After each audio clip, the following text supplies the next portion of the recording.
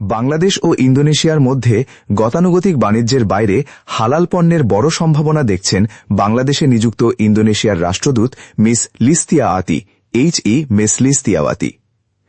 ৮ June ২০২৬ সোমবার রাজধানীর মতিঝিলে FBCCI ও ইন্দোনেশিয়ার উচ্চ পর্যায়ের ব্যবসায়ী প্রতিনিধি দলের মধ্যে অনুষ্ঠিত সভায় তিনি একথা বলেন।